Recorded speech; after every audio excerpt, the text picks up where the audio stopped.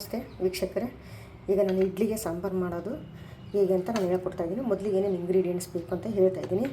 ಕಡಲೆಬೇಳೆ ಬೇಕು 1 ಸ್ಪೂನು, ಉದ್ದಿನಬೇಳೆ 1 ಸ್ಪೂನು, ಕೊತ್ತಂಬರಿ ಕಾಳು 1 ಸ್ಪೂನು, ಮೆಣಸಿನ್ಕಾಳು 4, ಗಸಗಸೆ, ಜೀರಿಗೆ, ಚಕ್ಕೆ, ಏಲಕ್ಕಿ, ಲವಂಗ, ಮೆಂತ್ಯಕಾಳು. ಅದಾದ ನಂತರ ನೋಡಿ, ಒಣ ಕೊಬ್ಬರಿ, ಹಸಿ ಕೊಬ್ಬರಿ, ಅರಿಶಿಣ, ಬ್ಯಾಡಗಿ ಮೆಣಸಿನ್ಕಾಯಿ. ನಿಮಗೆ ಖಾರ ಬೇಕು ಅಂದರೆ ಗುಂಟೂರು ಮೆಣಸಿನ್ಕಾಯಿ ತೊಗೊಳ್ರಿ. ನಾನು ಕಲ್ಲರು ಪ್ಲಸ್ ಮೀಡಿಯಮ್ ಖಾರ ಇರಲಿ ಅಂತೇಳಿ ಬ್ಯಾಡಗಿ ಮೆಣಸಿನ್ಕಾಯಿ ತೊಗೊಂಡಿದ್ದೀನಿ. ಜೊತೆಗೆ ಹುಣಸೆಹಣ್ಣು. ಇದಾದ ನಂತರ ಇಂಗು. ಈಗ ಒಗ್ಗರಣೆ ಕೊಡಲಿಕ್ಕೆ ಸಾಂಬಾರಿಗೆ ಕರಿಬೇವು, ಕೊತ್ತಂಬರಿ, ಟೊಮೊಟೊ, ಈರುಳ್ಳಿ, ಬೆಲ್ಲ, ಒಣ ಮೆಣಸಿನ್ಕಾಯಿ. ಅದಾದ ನಂತರ ಈ ಕನ್ಸಿಸ್ಟೆನ್ಸಿಯಲ್ಲಿ ನಾನು ಆಲ್ರೆಡಿ ಬೇಳೆನ ಬೇಯಿಸ್ಕೊಂಡಿದ್ದೀನಿ. ಬೇಳೆ ಗಟ್ಟಿ ಇರಬಾರ್ದು, ಈ ರೀತಿ ಈ ಕನ್ಸಿಸ್ಟೆನ್ಸಿಯಲ್ಲಿ ಇರಬೇಕು. ನೋಡಿ ನಾನೀಗ ಮೊದಲಿಗೆ ಬಾಣಲೆ ಇಟ್ಕೊಂಡಿದ್ದೀನಿ. ಈಗ 2 ಸ್ಪೂನು ಎಣ್ಣೆ ಹಾಕ್ಕೊತಾ ಇದ್ದೀನಿ.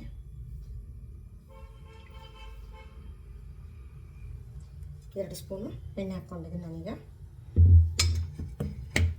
ಇದೀಗ ಕಾಯಬೇಕು. ನೋಡಿ, ಈಗ ಎಣ್ಣೆ ಕಾದಿದೆ. ಮೊದಲಿಗೆ ಕಡಲೆಬೇಳೆ ಹಾಕ್ಕೊತಾ ಇದ್ದೀನಿ ನಾನು 2 ಸ್ಪೂನು. ಅದಾದ ನಂತರ ಉದ್ದಿನಬೇಳೆ ಹಾಕ್ಕೊತಾ ಇದ್ದೀನಿ. ನಂತರ 2 ಚಕ್ಕೆ, ಲವಂಗ ಏನು ತೊಗೊಂಡಿದ್ನಲ್ಲ ಇದನ್ನು ಹಾಕ್ತಾಯಿದ್ದೀನಿ. ಈಗ ಕೊತ್ತಂಬರಿ ಕಾಳು 2 ಸ್ಪೂನ್ ಕೊತ್ತಂಬರಿ ಕಾಳು ತೊಗೊಂಡಿದ್ನಲ್ಲ, ಕೊತ್ತಂಬರಿ ಕಾಳು ಹಾಕ್ತಾಯಿದ್ದೀನಿ. ಇದನ್ನೀಗ ಚೆನ್ನಾಗಿ ಹುರ್ಕೋಬೇಕು. ಈಗ ನೋಡಿ, ಕೆಂಪು ಬರೋವರೆಗೂ ಚೆನ್ನಾಗಿ ಹುರ್ಕೋಬೇಕು. ನಂತರ ಮೆಣಸಿನ್ಕಾಳು ಹಾಕ್ಕೊತಾ ಇದ್ದೀನಿ. ನಂತರ ಮೆಂತ್ಯಕಾಳು 2 ಸ್ಪೂನ್ ಮೆಂತ್ಯಕಾಳು ತೊಗೊಂಡಿದ್ನಲ್ಲ ಅದನ್ನು ಹಾಕ್ತಾಯಿದ್ದೀನಿ.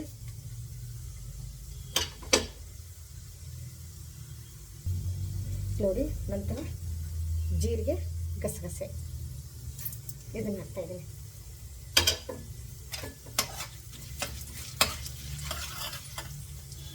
ಅದಾದ ನಂತರ ಕೆಂಪು ಮೆಣಸಿನ್ಕಾಯಿ ನಾನು ಹೇಳಿದ್ನಲ್ಲ, ಗುಂಟೂರು ಮೆಣಸಿನ್ಕಾಯಿ. ನಿಮಗೆ ಖಾರ ಭಾಳ ಬೇಕು ಅಂದರೆ ಗುಂಟೂರು ಮೆಣಸಿನ್ಕಾಯಿ ತೊಗೊಳ್ಳಿ. ನಾನು ಬ್ಯಾಡಗಿ ಮೆಣಸಿನ್ಕಾಯಿ ತೊಗೊಂಡಿದ್ದೆ. ಏನಕ್ಕೆ ಅಂದರೆ ನನಗೆ ಮೀಡಿಯಮ್ ಖಾರ ಬೇಕು, ಆಮೇಲೆ ಕೆಂಪಿರಬೇಕು ಸಾಂಬಾರು. ಮಕ್ಕಳಿಗೆ ಖುಷಿಯಾಗುತ್ತೆ, ಕೆಂಪು ಸಾಂಬಾರು ಇದ್ದರೆ ತಿನ್ನಲಿಕ್ಕೆ ಇನ್ನೂ ಖುಷಿಯಾಗುತ್ತೆ. ಅದಕ್ಕೋಸ್ಕರ ನೋಡಿ, ಈಗ ಮೆಣಸಿನ್ಕಾಯಿ ಕೆಂಪಾಗೋವರೆಗೂ ಚೆನ್ನಾಗಿ ನಾವು ಹುರ್ಕೋಬೇಕು. ಅದಾದ ನಂತರ ನೋಡಿ, ಒಣ ಕೊಬ್ಬರಿ ಇದೆ, ಒಣ ಕೊಬ್ಬರಿ ತೊಗೊಂಡಿದ್ದೀನಿ. ನಂತರ ಹಸಿ ಕೊಬ್ಬರಿ ತೊಗೊಂಡಿದ್ದೀನಿ.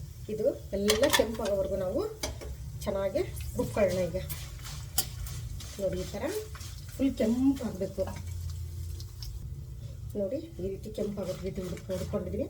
ಅಂದರೆ 50 ಗ್ರಾಮು ಒಣ ಕೊಬ್ಬರಿ ತಗೊಂಡ್ರೆ 100 ಗ್ರಾಮು ಹಸಿ ಕೊಬ್ಬರಿ ತಗೋಬೇಕು. ಈಗ ಸ್ವಲ್ಪ ಒಂದು ಚಿಟಿಗೆ ಅರಿಶಿಣ ಹಾಕ್ಕೊತಾ ಇದ್ದೀನಿ ನಾನು. ಇದಾದ ನಂತರ ಸ್ವಲ್ಪ ಹಿಂಗೆ ಹಾಕ್ಕೊತೀನಿ ನಾನು. ಹಿಂಗು ಆರೋಗ್ಯಕ್ಕೆ ಒಳ್ಳೆಯದು. ನೋಡಿ, ಇಷ್ಟ ಚಿಟಿಗೆ ಅಷ್ಟು. ಈಗ ಚೆನ್ನಾಗಿ ಮಿಕ್ಸ್ ಮಾಡ್ಕೊಳ್ಳೋಣ. ಈಗ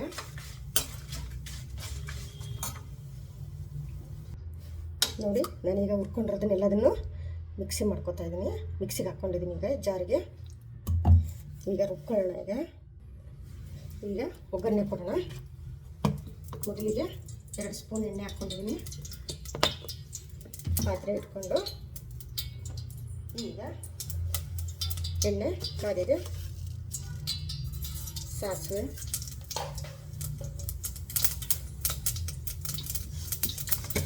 ನಂತರ ಜೀರಿಗೆ,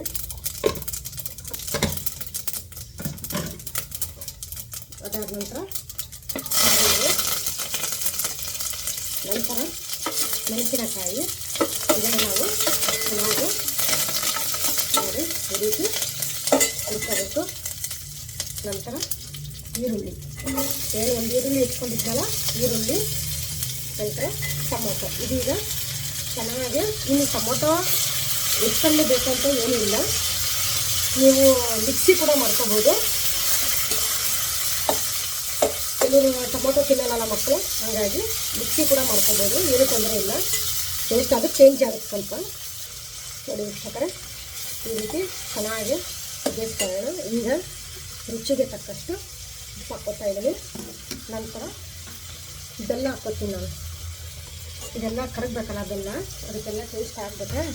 ಅದಕ್ಕೆ ಅದಾದ ನಂತರ ಹುಣಸೆ ಹಣ್ಣು, ಒಂದು ನಿಂಬೆಹಣ್ಣು ಗಾತ್ರದಷ್ಟು ನಾನು ಹುಣಸೆ ಹಣ್ಣು ತೊಗೊಂಡಿದ್ದೀನಿ. ಅದನ್ನು ಈ ಥರ ಸೋಸ್ಕೊಂಡು ರೆಡಿ ಮಾಡಿ, ಅಂದರೆ ಇದು ಟೊಮೊಟೊ ಹಣ್ಣು ಎಲ್ಲ ಮಿಕ್ಸ್ ಆಗಬೇಕು ಚೆನ್ನಾಗಿ. ಅದ್ರ ರಸ ಎಲ್ಲ ಕುಡಿದು ಚೆನ್ನಾಗಿ ಬೇಯಬೇಕು ವೀಕ್ಷಕರೇ. ಅದು ಎಲ್ಲ ಬೆಂದ ಮೇಲೆ ಅದು ಫ್ಲೇವರ್ ಬಿಡುತ್ತದೆ. ಈಗ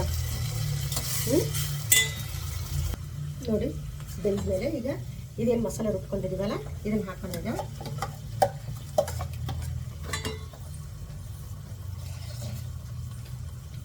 ನೋಡಿ ಈ ರೀತಿ ನಮಗೆ ಸ್ವಲ್ಪ ನೀರು ಹಾಕ್ಕೊಂಡು ಇದೀಗ ಚೆನ್ನಾಗಿ ಕುದಿಬೇಕು.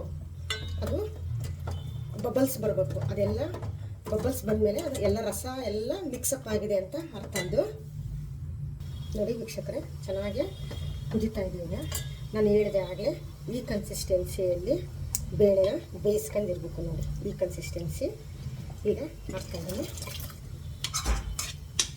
ಈಗ ನಿಮಗೆ ಎಷ್ಟು ಬೇಕಷ್ಟು ನೀರನ್ನು, ನೋಡಿ ನಿಮಗೆ ಎಷ್ಟು ಬೇಕಷ್ಟು ನೀರನ್ನು ಹಾಕ್ಕೋಬೇಕು ನೀವು. ಅಂದರೆ ಇದು ಆದಷ್ಟು ಸಾಂಬಾರು ಇದು ತೆಳ್ಳಗಿರ್ಬೇಕು, ನೀರಿನಂಗಿರ್ಬೇಕು. ಅಂದರೆ ನಾವು ಕುದಿಸ್ದಂಗೆ ಗಟ್ಟಿ ಆಗ್ತಾ ಹೋಗುತ್ತೆ. ಈಗ ಕೊನೆಯದಾಗಿ ಕೊತ್ತಂಬರಿನ ನಾನು ಹಾಕ್ತಾಯಿದ್ದೀನಿ. ನೋಡಿ ಈ ರೀತಿ ಇದು ಇನ್ನೂ ಗಟ್ಟಿ ಆಯಿತು. ಇನ್ನೂ ಸ್ವಲ್ಪ ನೀರು ಹಾಕ್ಕೊಳ್ತಾ ಇದ್ದೀನಿ ನಾನು. ತೆಳ್ಳಗಿರ್ಬೇಕು, ಅಂದರೆ ನೀವು ಸಾಂಬಾರು ಕುದಿಸಿದಷ್ಟು ಗಟ್ಟಿ ಆಗ್ತಾ ಹೋಗುತ್ತೆ. ಇಡ್ಲಿಗೆ ಸಾಂಬಾರು ಭಾಳ ಗಟ್ಟಿ ಅನಿಸ್ಬಿಡುತ್ತೆ ಆಮೇಲೆ ನಿಮಗೆ. ನೋಡಿ ಇದು ಎಷ್ಟು ಫ್ಲೇವರ್ ಎಷ್ಟು ಚೆನ್ನಾಗಿದೆ ಅಂದರೆ, ನೀವು ಯೂಶಲಿ ಇದನ್ನ ಮನೇಲಿ ಮಾಡಿ ನೋಡಿ. ಪಾಕಶಾಲೆಯಲ್ಲಿ ಹೋಟೆಲ್ ಇದೆಲ್ಲ, ಪಾಕಶಾಲೆ ಹೋಟೆಲು, ಅಲ್ಲಿ ಕೆಲವೊಂದು ಹೋಟ್ಲುಗಳಿಗೆ, ದಾವಣಗೆರೆ ಚೇತನ ಹೋಟೆಲಲ್ಲಿ ಅಲ್ಲೆಲ್ಲ ತಿಂದು ನೋಡ್ರಿ, ಸೇಮ್ ಇದೇ ಟೇಸ್ಟೇ ಇರುತ್ತೆ. ಅದು ಒಂದ್ಸರಿ ಮನೆಗೆ ಟ್ರೈ ಮಾಡಿರಿ, ನೋಡೋಣಂತೆ ನಿಮಗೆ ಹೆಂಗೆ ಅನಿಸುತ್ತೆ ನೋಡಿ. ನಿಮಗೆ ಇಷ್ಟ ಆದರೆ ಲೈಕ್ ಮಾಡಿ, ಶೇರ್ ಮಾಡಿ, ಕಾಮೆಂಟ್ಸ್ ಮೂಲಕ ತಿಳಿಸಿ. ಮೊದಲಿಗೆ ಟೇಸ್ಟ್ ಮಾಡಿ, ಮೊದಲು ನೀವು ಒಂದ್ಸರಿ ಟ್ರೈ ಮಾಡಿ ನೋಡಿ. ಈ ಥರ ನಿಮಗೆ ಅನಿಸುತ್ತೆ ಹೇಗೆ ಅನಿಸುತ್ತೆ ಅಂತ. ನೋಡಿ ಈ ರೀತಿ ಚೆನ್ನಾಗಿ ಕುದಿಬೇಕು. ನೋಡಿ ಈ ರೀತಿ ಸ್ಮೆಲ್ ಎಷ್ಟು ಚೆನ್ನಾಗಿದೆ ಗೊತ್ತಾ.